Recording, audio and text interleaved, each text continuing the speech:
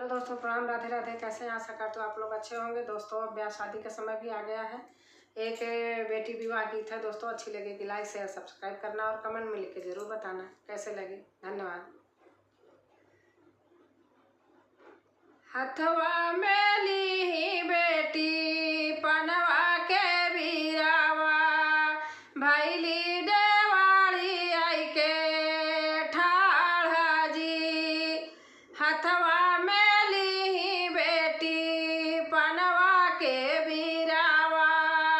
भैली देवाड़ी आई के ठाढ़ा जी। बिरवा तू खाई ले त्याए मोरे स्वामी, कहे का बाट्यारी सियाना जी। बिरवा तू खाई ले त्याए मोरे स्वामी, कहे का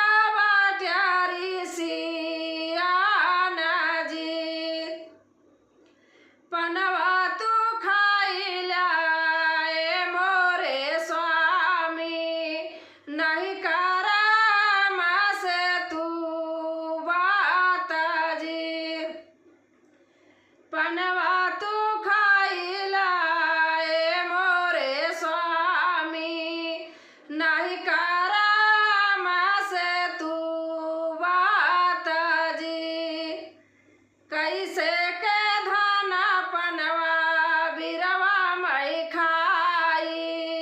मालिन बैठी जो आई हमारी राह जी।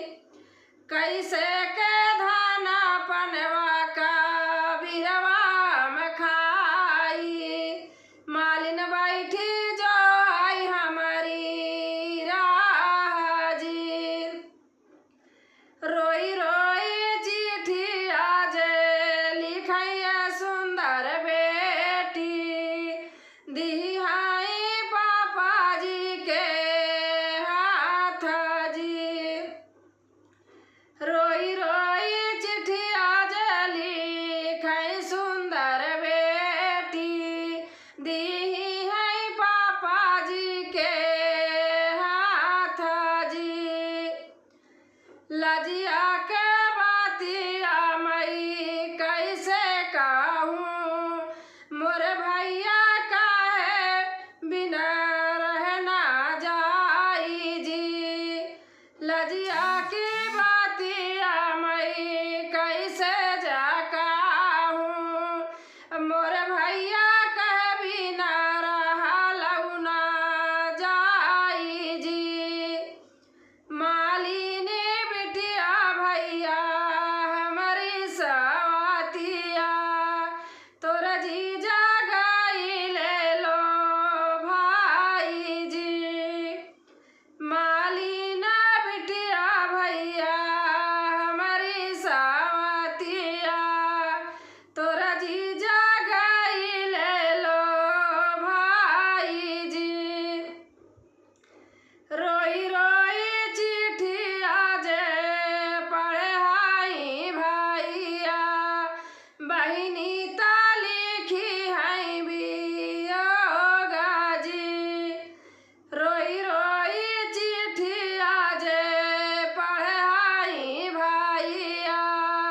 बहिनी जा लिखी है बियोगा जी।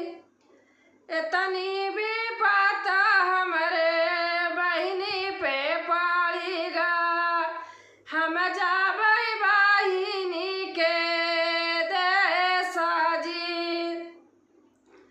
इतनी भी पता हमरे बहिनी पे पड़ेगा, हम जाबै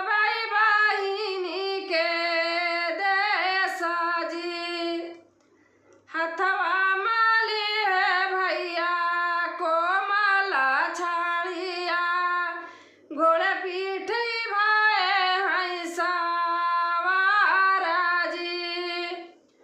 हथवा माली है भैया कोमला छाड़िया, घोड़े पीठी भाई हैं सवारा जी। एक को